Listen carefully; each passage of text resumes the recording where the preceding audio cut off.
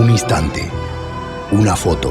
Hemos venido aquí hoy a muchas cosas. Una época de cambios que devienen un cambio de época. A muchas cosas, a caminar, a marchar, a saltar, a cantar. Una frase, un sentimiento colectivo y las ganas de hablar de nosotros en nuestro idioma. Pero entre tantas cosas de las que hoy hemos venido a hacer aquí a Mar del Plata hoy, nuestros problemas, nuestras soluciones, nuestra América adulta y soberana. Y cada uno de nosotros trajo una pala.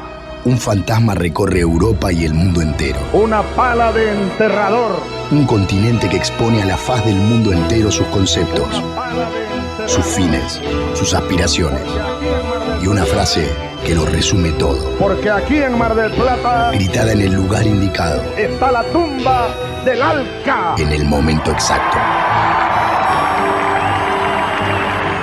Vamos a decirlo. Alca, Alca, al carajo. A partir de este momento, Alca, Alca, al carajo. Las fronteras se abren y la patria se agranda. Esto es Al Carajo. Noticias, política y cultura de América. Esto es Al Carajo.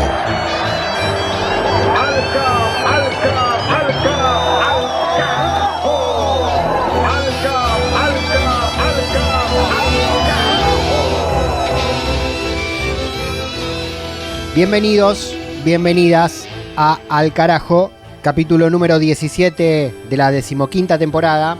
Mi nombre es Pablo Ovín, en la conducción y producción general de este espacio. Bienvenidos y bienvenidas, si se puede decir, si cabe el término, en la región, dados los acontecimientos en varios de nuestros países que tienen que ver con una vuelta atrás en los respetos de los valores y libertades democráticas. Alerta máxima en Chile por la persecución judicial contra Daniel Jadue, el alcalde de La Recoleta, en una causa abierta contra él que la izquierda y las organizaciones sociales denuncian como armada, parte del lawfare para la persecución política, pedido de desprocesamiento de Jadue y del respeto al voto popular que lo puso al frente de la comuna que dirige. En paralelo, en Argentina, la represión a la movilización popular contra la ley de bases de Javier Milei y el encarcelamiento y procesamiento de detenidos y detenidas de manera arbitraria en la marcha, en un acto aleccionador de connivencia entre una parte de la justicia y el gobierno argentino para el disciplinamiento y el cercenamiento del derecho a la protesta social. Estos hechos se suman a lo que viene pasando en Perú bajo el gobierno represor de Dina Boluarte, en Ecuador con el gobierno de Noboa, y el gran ejemplo para los sectores reaccionarios latinoamericanos de Nayib Bukele y sus políticas de combate contra las maras, que funcionan como excusa para la persecución política y el control social en El Salvador. Así está América Latina, de norte a sur y de este a oeste, reitero, en una situación retardataria de los derechos democráticos y de las libertades civiles conseguidas con tanta lucha tras lo que fueron las dictaduras bajo el Plan Cóndor y el intervencionismo norteamericano. De estos temas vamos a hablar en este episodio.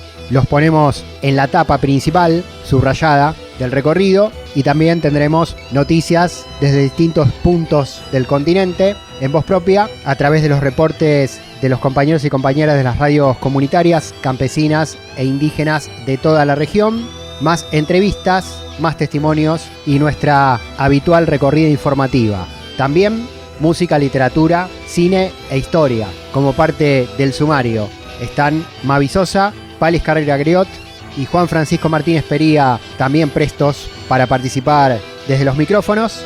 Tenemos Twitter, tenemos Facebook, tenemos Instagram como vías de comunicación. Tenemos un canal de YouTube donde alojamos el archivo de todos los contenidos que generamos desde el aire. Sonamos en cerca de medio centenar de emisoras comunitarias, universitarias y públicas de Argentina, de Bolivia, de Chile, de Uruguay, y a través de las redes y las plataformas y aplicaciones en todo el continente y en todo el mundo. Iniciamos el viaje, comienza la recorrida de este Al Carajo número 17 del 2024 con los primeros títulos. Del Atlántico a los Andes, del cerro a la cordillera. Al Carajo. Las noticias de América. Guatemala es noticia en Al Carajo con el pedido de justicia de no olvidar y no perdonar a los gobiernos neoliberales que dejaron saqueo económico, persecución y hambre en el país centroamericano. 2 expresidentes y también 3 fiscales fueron denunciados por organizaciones locales ante la Corte Penal Internacional. El informe desde FEGER, la Federación de Escuelas Radiofónicas Guatemaltecas, con el periodista Juan Pablo Montenegro Rojas. Dirigentes de movimientos sociales y profesionales en el extranjero presentaron una denuncia contra los expresidentes Jimmy Morales y Alejandro Yamatei por el delito de persecución. Es una acción conjunta entre líderes comunitarios, dirigentes comunitarios y junto con intelectuales de Europa, de Colombia, de Estados Unidos y de otros países. El representante de Frena, Feliciano Velázquez, y además Mauro Bay como coordinador de Codeca. Dirigentes comunitarios que se unieron conjuntamente con intelectuales europeos que le puedo mencionar, por ejemplo, Patrick Sand, que es francés, suizo, especializado en el derecho internacional humanitario, José Antonio Martín Paín, que es magistrado emérito del Tribunal Supremo Español, mi persona como guatemalteco, el expresidente de la Corte Constitucional de Colombia, Jaime Araujo, Annie Bird de Estados Unidos, y entonces esos son las personas que presentamos esta denuncia. Las personas interesadas presentaron la denuncia ante la Corte Penal Internacional al ser considerada la persecución como un delito de lesa humanidad. Así lo explica el abogado guatemalteco y defensor de derechos humanos Ramón Cadena. Es el delito de persecución, que es un crimen de lesa humanidad. Significa contra la humanidad. Es un crimen de carácter internacional tipificada en 1998 cuando se aprueba el Estatuto de Roma, que los crímenes de lesa humanidad primero eran cometidas solo en el contexto de una guerra, de un conflicto armado. Después se amplió aún más para dar mayor protección a las personas, y la persecución fue también en épocas de paz o de construcción de la paz, que es como estamos nosotros. La denuncia también se presenta contra la fiscal general del Ministerio Público, María Consuelo Porras Argueta, el jefe de la Fiscalía Especial contra la Impunidad, Rafael Curuchiche, y la fiscal regional, Cintia Monterroso. Sobre el motivo de acudir a un órgano internacional de justicia, Cadena explica que se busca obtener sentencias individuales y no contra el Estado de Guatemala. Agregó que en el ámbito nacional no hay garantías de juzgar a estas personas por gozar de un sistema de justicia impune. La vía interna es imposible porque la fiscal general pone todas las trabas posibles para que sea presentada una denuncia en un tribunal nacional, en un tribunal interno. Por eso es que pensamos que había que hacerlo en un tribunal internacional, y la Corte Penal Internacional se diferencia de la Corte Interamericana de Derechos Humanos porque la Corte Interamericana sanciona o le culpa o establece la culpabilidad de un Estado, mientras que la Corte Penal Internacional establece la responsabilidad individual, y eso es lo que buscamos nosotros que se establezca en este caso. Hasta una pena de 30 años de prisión podrían recibir las personas denunciadas. Sobre el lugar para cumplir con la resolución que dé la Corte Penal Internacional, el jurista nos explica. Los denunciados tendrán que cumplirla en el país o bien en donde está la Corte Penal Internacional, que es en La Haya, en los Países Bajos, en Holanda. Para eso hay que seguir un proceso largo, pero la justicia, aunque sea larga, llega. Cadena agregó que la presente acción busca encaminar al país a luchar contra la impunidad. Informó Juan Pablo Montenegro Rojas, desde la Federación Guatemalteca de Escuelas Radiofónicas, FEGER. Al carajo. Una crónica de la región. Y también es noticia Paraguay. Vamos a compartir un informe buscando desmalezar la construcción mediática regional sobre la economía del país sudamericano bajo los gobiernos aperturistas sucesivos del Partido Colorado y lo que pasa en la actual gestión de Santiago Peña. Para afuera, números macroeconómicos que cierran. Para adentro, desocupación, precarización, crecimiento de la pobreza y primarización de la producción a través del esquema agroexportador. Desde Asunción lo cuenta el periodista Luis Fernando Ibáñez, colaborador de la red de ALER, la Alianza Latinoamericana de Enseñanzas Radiofónicas. Saludos, colegas. En esta entrega especial, nuestra intención es compartir con ustedes sobre las características de la economía paraguaya, sobre todo las claves interpretativas a partir de los elementos que hacen al contexto actual, donde se juega la vida de las poblaciones relacionadas con lo laboral, el tipo de mercado que se tiene y las posibilidades o no para el desarrollo social. Para ello, hemos conversado con el economista Luis Rojas, del Centro de Estudios Genyoy, quien, en primer lugar, realizó una caracterización de la economía de nuestro país. Hoy tiene un problema grave de mercado laboral. El mercado laboral paraguayo no es un mercado desarrollado, fuerte, en base a un desarrollo económico, digamos, importante. O sea, no tenemos una economía que crezca en gran medida, que tenga industrias diversificadas, que sea competitiva. Esa no es nuestra economía. La economía paraguaya es agroexportadora, extractivista, fundamentalmente de productos primarios, ¿verdad? Exportación de productos primarios, como la soja, la carne. No hay mucha industrialización, de repente la industrialización es muy básica también, ¿verdad? Así como elaboración de harinas, de aceites, derivados de la soja. No hay un proceso más amplio, digamos, de desarrollo económico. Entonces, la consecuencia de ese modelo, digamos, es del modelo agroexportador, basado en la explotación, digamos, de la tierra y exportación de materia prima. En otro momento, el economista Rojas precisó que una realidad que golpea a los paraguayos tiene que ver con la alta informalidad en el ámbito laboral. O sea, como es un mercado débil, sin desarrollo, lo que se termina desarrollando y ampliando es la informalidad, el trabajo informal, el empleo informal, las empresas informales, porque no hay capacidad económica, no hay apoyo del Estado, tampoco políticas públicas para fortalecer, digamos, diferentes sectores, pequeñas y medianas empresas, cooperativas, la agricultura familiar campesina también está muy deprimida. Entonces, no hay desarrollo, no hay generación de empleo significativa. El Estado es otra vez el mayor empleador en el país. El Estado, el gobierno, ¿verdad?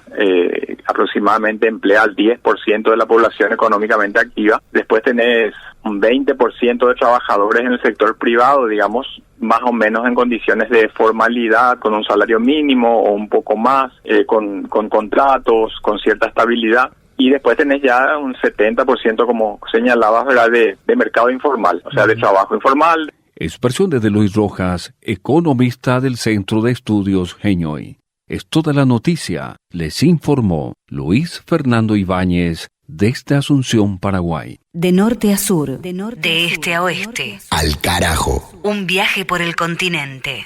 En instantes, más noticias en voz propia desde los distintos rincones de nuestra América. Ahora, la literatura. Mavi Sosa y el libro número 1 de esta temporada 15, 100 años de soledad, de Gabriel García Márquez.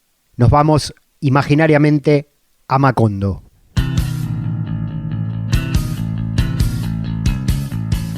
Macondo estaba transformado.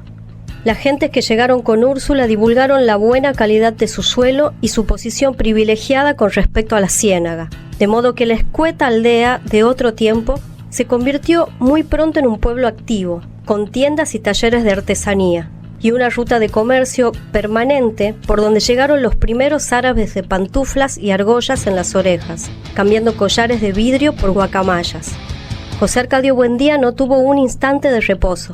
Fascinado por una realidad inmediata que entonces le resultó más fantástica que el vasto universo de su imaginación, perdió todo interés por el laboratorio de alquimia.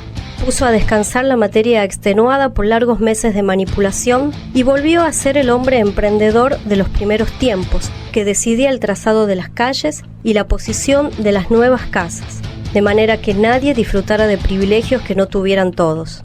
adquirió tanta autoridad entre los recién llegados que no se echaron cimientos ni separaron cerca sin consultárselo, y se determinó que fuera él quien dirigiera la repartición de la tierra.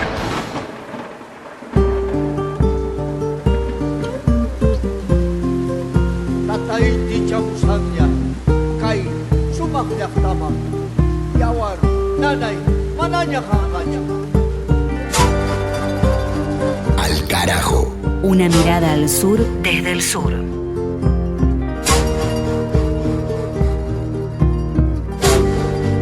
Seguimos en Al Carajo, espacio para la historia ahora como en cada programa. Lo voy a saludar a Juan Francisco Martínez Pería, nuestro historiador, docente de cabecera en la materia en este programa. Y estoy sacando cuentas. Junio 1894, son 130 años de Mariátegui, el pensador peruano que analiza el marxismo a la latinoamericana. Juan nos va a hablar de él. ¿Cómo estás? Hola Pablo, ¿cómo te va? Un saludo para vos y para toda la audiencia. Una alegría estar nuevamente en el programa. Bien la cuenta, ¿no? 130 años de Mariátegui. No me hagas contar a mí. Voy a confiar en que la cuenta esté bien, pero no me hagas contar, por favor.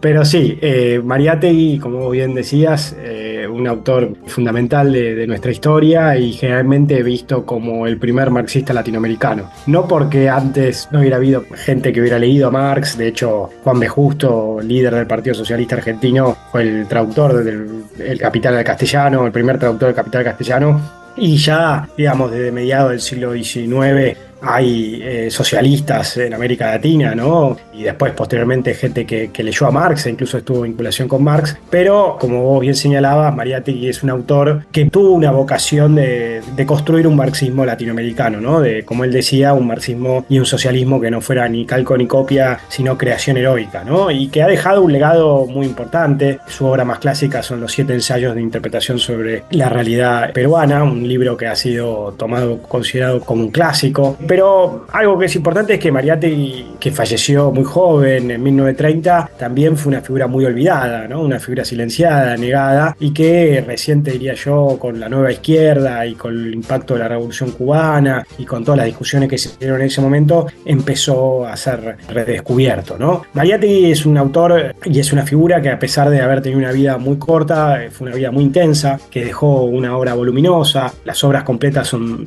20 tomos. Hay una edición muy linda, chiquitita, editada en Perú. Yo creo que tengo 18 tomos, me faltan 2, así que sí, después podemos pasar un llamado a la solidaridad a ver si consigo los 2 que me faltan, pero que dejó una obra muy voluminosa y que fue una figura política e intelectual muy importante, ¿no? Él, de muy joven, empieza a trabajar en el mundo periodístico, primero con un trabajo manual y después ya como periodista. También desde muy joven tiene una enfermedad que después lo va a hacer perder una pierna y que es en definitiva lo que va a llevar a morir tan joven en 1930. Y él inicialmente habla de una etapa de piedra, ¿no? Una edad de piedra que es como la etapa inicial. Él divide su vida entre ese momento hasta 1919 y su experiencia post-1919, que es la experiencia que lo lleva a hacer un recorrido por Europa y una estancia por Europa de 1919 a 1924. En esa primera etapa, Mariátegui es sobre todo un periodista, es una figura intelectual que participa de la Bohemia de Lima y que tiene amigos muy importantes como César Vallejo, pero que no tiene un compromiso político decidido y que todavía no es marxista. Es una figura que sí apoya e impulsa la reforma universitaria, ¿no? La reforma universitaria tuvo su epicentro en Córdoba, ¿no? En 1918 en Córdoba estalla la reforma universitaria, que tuvo un gran impacto latinoamericano, y uno de los lugares donde más impactó fue en Perú, que el líder de la reforma universitaria fue Víctor Raúl Ayala Torre, un amigo y contrincante de José Carlos Mariátegui. Y él inicialmente apoya la reforma, apoya cambios progresistas, pero no tiene, digamos, un pensamiento profundamente desarrollado ni un compromiso político muy activo. Es justamente ese viaje a Europa donde él tiene un despertar importante, intelectual y político, Obviamente va a Europa en un momento de auge, de luchas populares, ¿no? De un fuerte impacto de la Revolución Rusa de 1917, pero también es un momento de grandes discusiones intelectuales, ¿no? De grandes discusiones en torno al marxismo, al socialismo, a la democracia, a la filosofía, un momento de gran crisis de la filosofía hegemónica que hasta ese momento había sido el positivismo liberal, y también es un momento de comienzo, de inicio del fascismo en Europa, ¿no? Todo eso lo va a marcar muy fuertemente y lo va a empezar a hacer comprometerse, ¿no? Con la política ya de una manera mucho más activa, más decidida. Mariátegui vuelve en el 23 y empieza a militar en el movimiento que organiza Víctor Raúl Aya Latorre, que es el APRA, Alianza Popular Revolucionaria Americana, que era un movimiento nacionalista, popular, antiimperialista en una clave latinoamericana, ¿no? Se pensaba como un proyecto para toda América, de unidad de América, y Mariátegui participa inicialmente de ese proyecto, apoya decididamente a la reforma universitaria. De hecho, él es el rector de la Universidad Popular González Prada, que funda el APRA, y va a militar junto con el APRA hasta que finalmente en 1928 va a romper relaciones con el APRA y va a fundar su propio partido, que es el Partido Socialista Peruano, y también va a fundar la CGT del Perú. Y también en ese contexto, en 1929, además de romper con el APRA por tener diferencias ideológicas y diferencias políticas, también va a tener tensiones con la Internacional Comunista, ¿no? O sea que justamente ahí lo que vemos es que Mariátegui va a proponer un proyecto que a la misma vez va a ser alternativo a los proyectos más nacionalistas, populares, latinoamericanistas, representados en este caso por el APRA de Aya Latorre, que fue muy importante en ese momento, y a la misma vez un proyecto alternativo al que impulsaba la Unión Soviética y particularmente la Tercera Internacional, ¿no? Que era un proyecto que tenía muy poco en cuenta las particularidades latinoamericanas y que tenía sobre todo como eje una perspectiva muy dogmática de seguir la línea de la Unión Soviética, ¿no? Hay un encuentro en Buenos Aires en el cual Mariátegui no puede asistir, pero presenta una tesis muy alternativa a la línea de la Unión Soviética y eso genera mucho rechazo, ¿no? Entonces, Mariátegui es de alguna manera una tercera vía, una vía alternativa a la izquierda más eurocéntrica, si se quiere, y más en la línea de la Unión Soviética, y a la misma vez es una línea alternativa a la de los nacionalismos populares que de alguna manera ponen en tensión o buscan de alguna manera discutir la aplicabilidad del marxismo a nuestra región. En este sentido, Mariátegui constituye e impulsa un marxismo latinoamericano, ¿no? Como vos decías, Pablo, antes, un socialismo latinoamericano, y el marxismo de Mariátegui es muy heterodoxo y muy original por varios motivos, ¿no? En primer hay una síntesis entre marxismo, espiritualismo, marxismo y culturalismo, ¿no? Que entra en tensión con el marxismo positivista, cientificista, que había en esa época, que era muy fuerte, ¿no? O sea, el marxismo se había vuelto muy positivista y Mariátegui lo pone fuertemente en tensión. Además, le da ahí una importancia a la cultura que generalmente muchos autores marxistas de ese momento no se lo daban. Se ha hablado mucho de la similitud entre Mariátegui y Gramsci. Mariátegui no conoció profundamente ni profunda ni superficialmente la obra de Gramsci, pero sí hay ciertas vías de contacto. Recordemos que Mariátegui sí estuvo en Italia, ¿no? Que fue el lugar de mayor residencia, y sí fue testigo de lo que estaba ocurriendo en Italia, y sí conocía de nombre, pero digamos, no es que leyó los cuadernos o algo por el estilo, pero sí podemos ver ahí un marxismo más culturalista. Por otro lado, la otra cosa clave, que ya lo dijimos varias veces, es que él intenta hacer un marxismo que sea original para la región, que tenga en cuenta el Perú y que tenga en cuenta América Latina en general. La otra cosa fundamental es la influencia de un autor que es Sorel, ¿no? Que habla de la importancia del mito en la política, de la importancia del mito en la revolución. Y por último, y lo más original y lo que más se ha subrayado, es el carácter indigenista de Mariátegui, ¿no? Mariátegui va a intentar hacer una síntesis entre marxismo e indigenismo que va a ser muy original, ¿no? En general, la izquierda más hegemónica tenía una mirada, por lo menos poco considerada, de los pueblos originarios, no le daban un lugar central a los pueblos originarios, no se interesaban por los pueblos originarios. Mariátegui se va a interesar por los pueblos originarios y va a entender a los pueblos originarios como actores absolutamente claves de la revolución. Recordemos también las iniciativas culturales. Mariátegui va a fundar distintas iniciativas culturales. La más importante va a ser la revista Mauta, ¿no? Fundada en 1926, que va a ser una revista que va a tener un enorme impacto cultural y político en la región en ese momento. Y a Mauta refiere a los sabios, los filósofos de la época incaica, ¿no?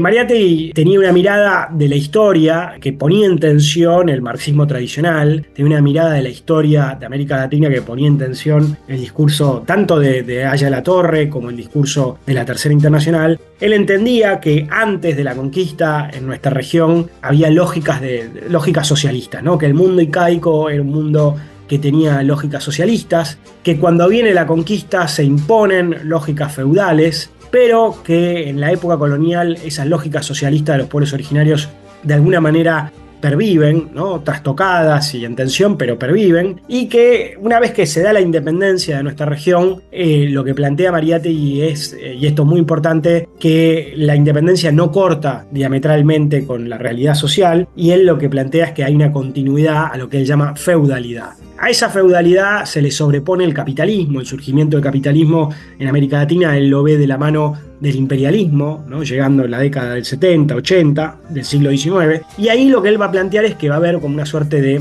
simbiosis trágica entre los elementos de la feudalidad y la lógica capitalista. O sea que el capitalismo no va a terminar de modernizar nuestra región, sino que se van a imbricar. Aún así, Mariátegui entiende que sigue habiendo una pervivencia de esas lógicas socialistas de los pueblos originarios y que es justamente esa pervivencia de las lógicas socialistas de los pueblos originarios lo que habilita la posibilidad de pensar una revolución socialista en América Latina, ¿no? A diferencia de Aya La Torre, que no veía el socialismo como un horizonte cercano y que lo veía como algo lejano, y a diferencia de la Tercera Internacional, que tampoco lo veía como algo cercano y que tenía una mirada etapista y una mirada muy centrada en Europa y en la clase obrera, Mariátegui entendía que el socialismo era algo potencialmente alcanzable en América Latina y que ese socialismo tenía que ser un socialismo latinoamericanista, antiimperialista e indigenista, ¿no? Lo que él consideraba es que había elementos de socialismo práctico que podían ser los ejes vertebradores de una experiencia socialista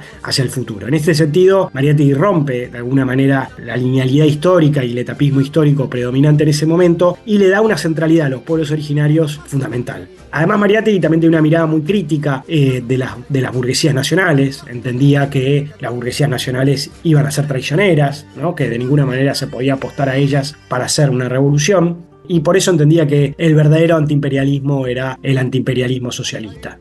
Ya para cerrar, Pablo, muchos han querido ver allí en Mariátegui ideas que después han reaparecido, sobre todo en la década del 60 y 70, ¿no? Con la Revolución Cubana y posteriormente también con movimientos indigenistas que claramente están en una senda similar a la iniciada por Mariátegui.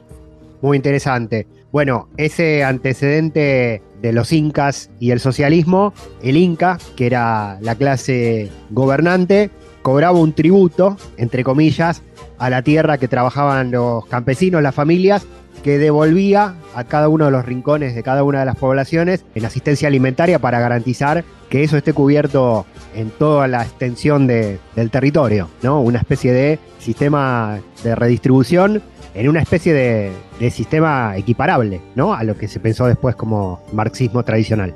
Sí, eso es un poco la interpretación de Mariátegui, ¿no? De la preexistencia de lógicas socialistas en América Latina y de ese mundo incaico y ese pueblo originario como una vanguardia posible para la revolución.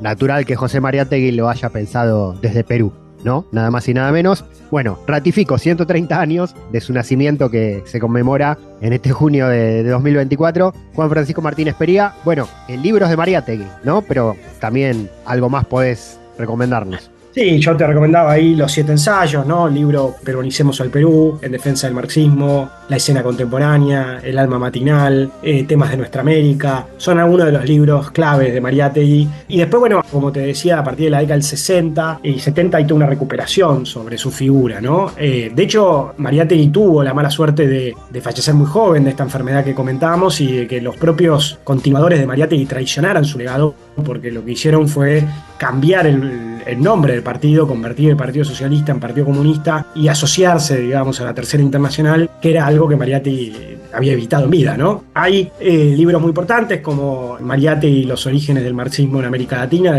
compilado por José Pancho Aricó, La agonía de Mariátegui de Alberto Flores Galindo, El itinerario de la brújula de Fernanda Weigel. También Néstor Cohen ha escrito mucho sobre él, tiene un libro excelente sobre el pensamiento crítico argentino y latinoamericano que se llama De Ingeniero Salché, que tiene un gran capítulo dedicado a él. Miguel Maceo, en la Argentina, es uno de los máximos especialistas, tiene un libro que se llama Socialismo Enraizado. Hay una compilación de Claxon muy buena que está online, online que se llama La Tarea Americana de Alimonda. Hay mucho para leer y felizmente Mariátegui ha sido una figura muy recuperada. Hay otro libro de Raúl Fornet Betancourt que se llama Las transformaciones del marxismo en América Latina, que es una historia del marxismo latinoamericano que vale mucho la pena. Y bueno, estos son algunos de los libros por los cuales uno puede meterse. Bien, Juan Francisco Martínez Pería, docente, historiador en Alcarajo. Muchas gracias, como siempre, compañero. Yo acá arriba de mi sector de la mesa radiofónica tengo ¿Por qué soy marxista? Y otras confesiones de José Mariátegui también para aportar a la biblioteca. Todo suma, buenísimo. Seguimos en Alcarajo, recorriendo América Latina y el Caribe. Todas las noticias desde los territorios en voz propia.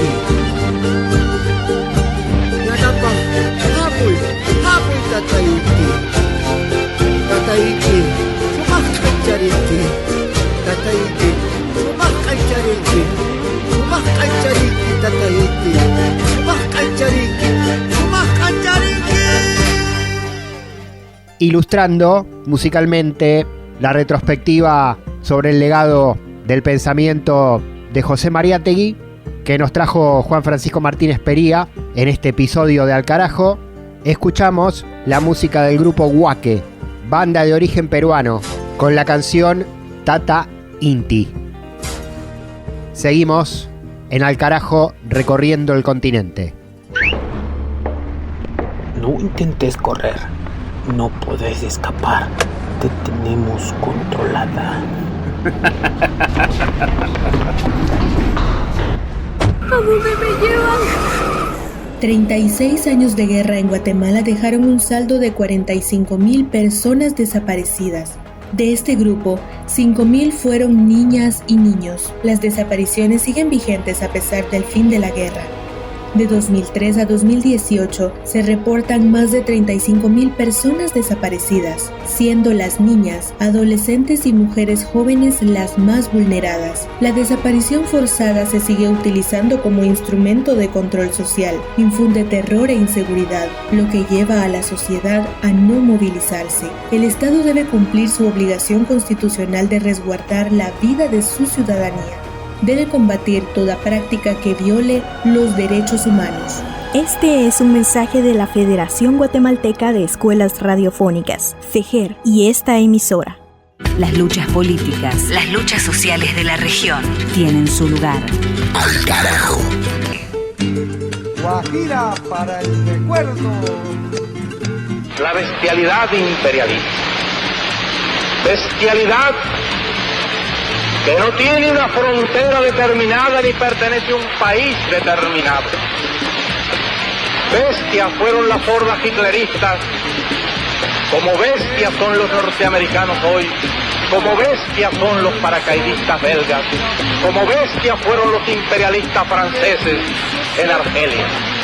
Porque es la naturaleza del imperialismo la que bestializa a los hombres, la que la convierte en fieras sedientas de sangre que están dispuestas a degollar, a asesinar, a destruir hasta la última imagen de un revolucionario, de un partidario de un régimen que haya caído bajo su bota o que luche por su libertad. Y la estatua que recuerda a Lumumba, hoy destruida pero mañana reconstruida, nos recuerda también en la historia trágica de ese mártir de la revolución del mundo, que no se puede confiar en el imperialismo, pero ni tantito, nada.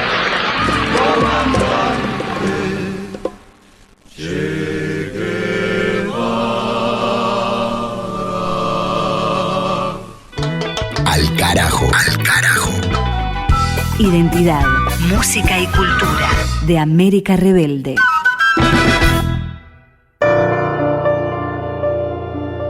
Seguimos, ahora cine en Al carajo, completando el mapa de nuestro continente también con su cultura y producción artística. Se suma para esta especificidad la que sabe en este programa del tema, Palis Carreira Griot. Hola, ¿qué tal? Hola Pablo, hola a todas las audiencias de Al carajo. Hoy nos vamos para Colombia con la película Memoria. Esta película es del director, productor y guionista de cine independiente tailandés Apichatpong Weerasethakul. Fue estrenada en el 2021 y se trata de una película de drama que mezcla un poco de ciencia ficción. Memoria cuenta la historia de Jessica, que está interpretada por Tilda Swinton, que es una británica que trabaja en botánica y tiene que viajar a Colombia para visitar a su hermana, y una noche le despierta un sonido que no lo conoce. Este sonido despierta en Jessica una curiosidad y una búsqueda por encontrar a qué se parece, porque es un sonido que nunca escuchó, que no puede sacarse de la cabeza. El viaje que comienza Jessica para poder esclarecer y encontrar este sonido comienza en principio en una sala de grabación con un técnico de sonido que le ayuda a poner un poco este ruido en algo parecido a lo que ella escuchó.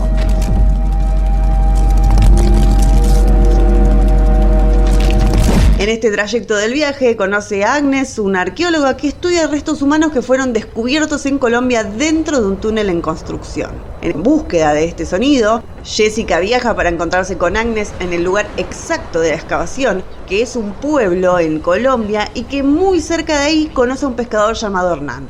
Junto con Hernán comparten algunos recuerdos junto al río y cuando llega el fin del día, Jessica se despierta con una sensación de claridad, quizás. Y en este viaje empieza a descubrir un poco qué fue ese sonido y la vemos sumergida en la selva colombiana.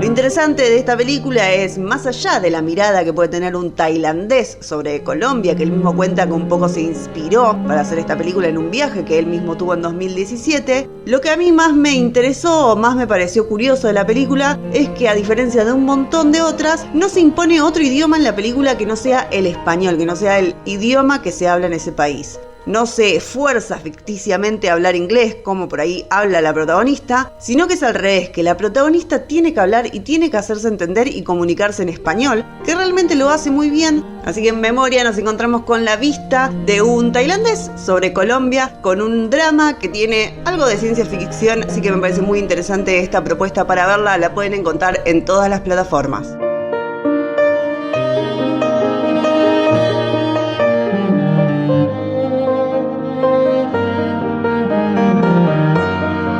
Gracias, Paloma.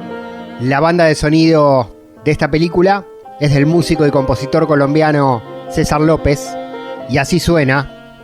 Producción colombiano-tailandesa. El cine que muestra América Latina, presente en Al Carajo, en este programa que sigue viajando por todo el continente.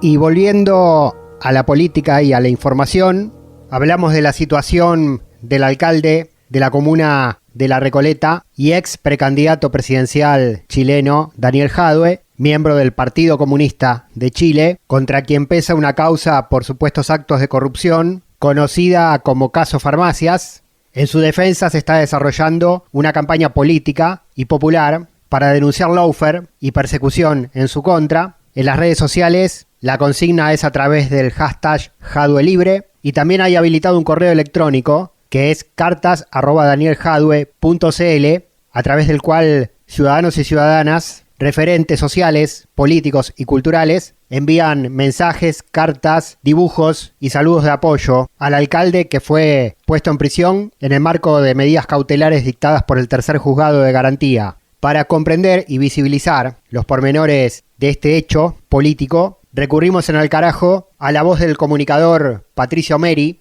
quien en un informe realizado para el programa que se emite por la plataforma YouTube llamado Barbarroja, explica los pormenores de la causa y las vinculaciones de poder que están detrás de esta denunciada persecución al alcalde de La Recoleta, Daniel Jadue. Lo escuchamos a Patricio Meri, comunicador chileno, sobre este tema en Al Carajo.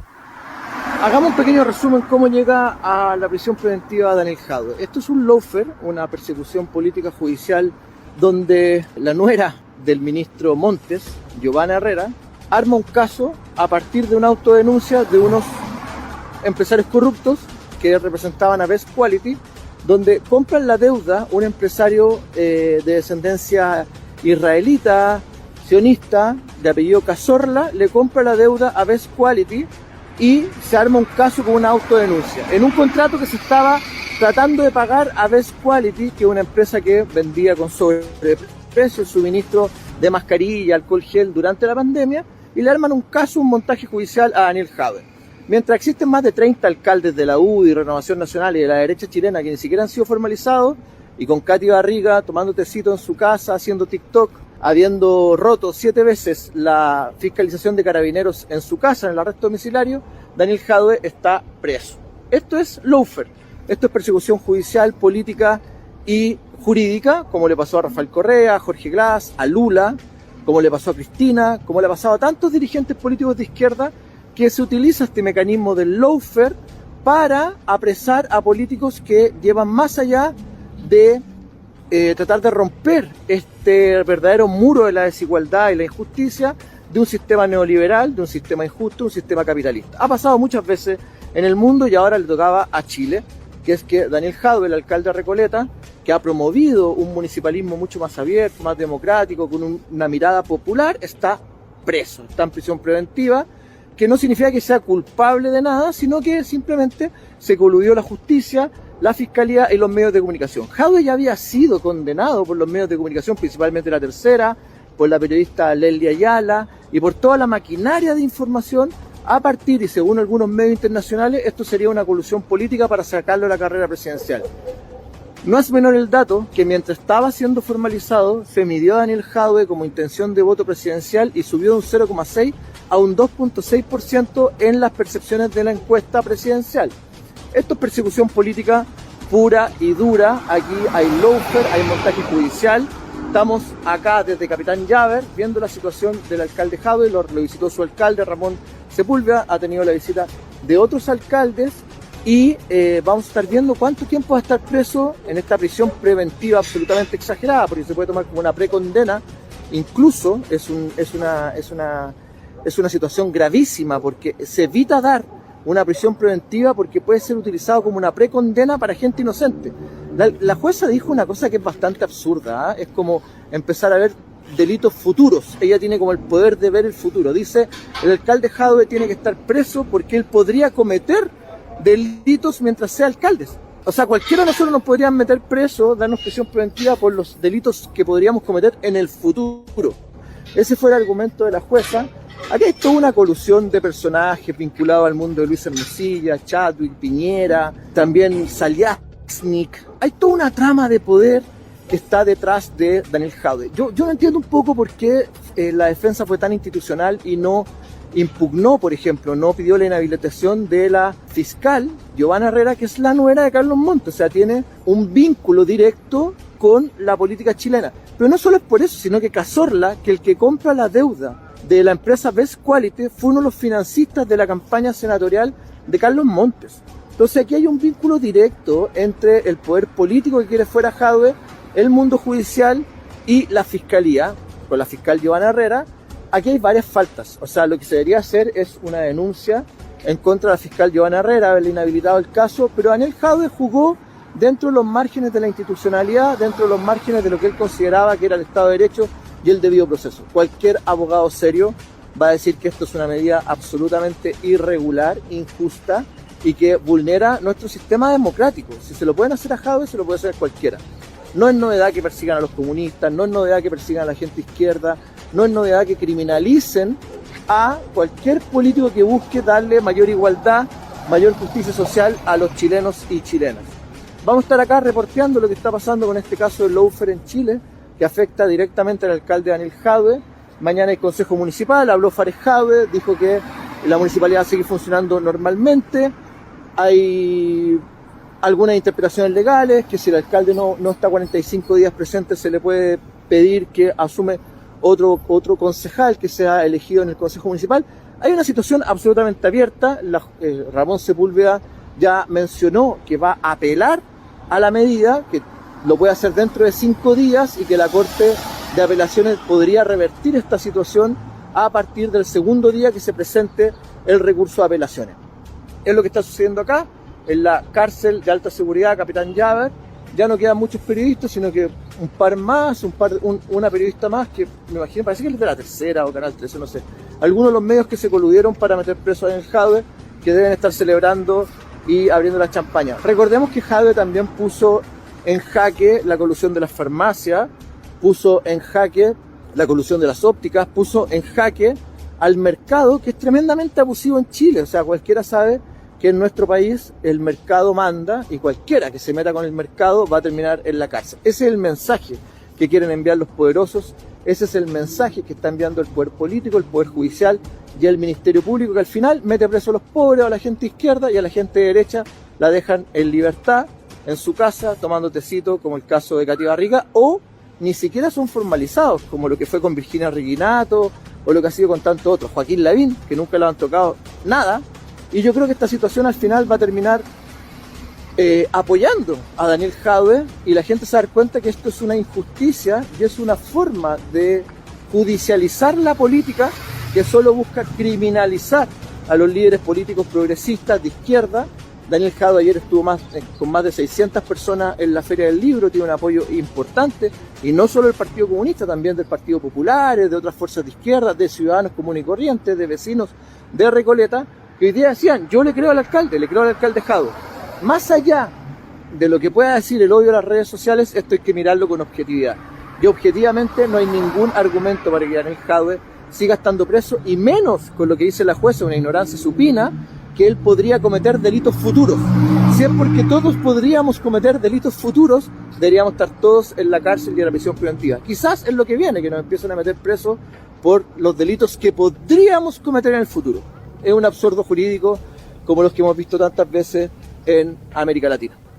Patricio Meri, comunicador chileno, y la denuncia de la existencia de un proceso de lawfare, de persecución político-judicial contra Daniel Jadwe, alcalde de la comuna de La Recoleta, y la campaña por su libertad y por su desprocesamiento total.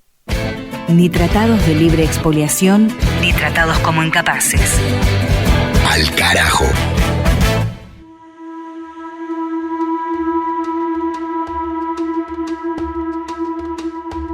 Para arrimar al final de este capítulo 17 de la temporada 2024 de este ciclo, volvemos a la Biblioteca Universal Latinoamericana. Libro número 2, en Al carajo, lee Mavi Sosa, Como agua para chocolate, de Laura Esquivel, México.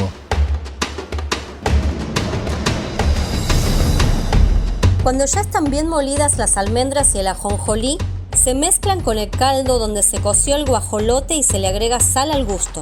En un molcajete se muelen el clavo, la canela, el anís, la pimienta y por último el bizcocho, que anteriormente se ha puesto a freír en manteca junto con la cebolla picada y el ajo. Enseguida se mezclan con el vino y se incorporan.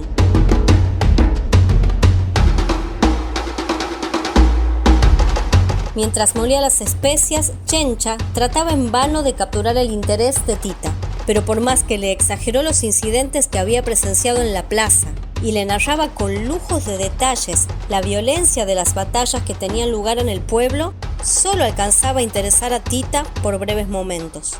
La mirada de Pedro le había hecho recuperar la confianza en el amor que éste le profesaba. Había pasado meses envenenada con la idea de que o Pedro le había mentido el día de la boda al declararle su amor solo para no hacerla sufrir, o que con el tiempo Pedro realmente se había enamorado de Rosaura.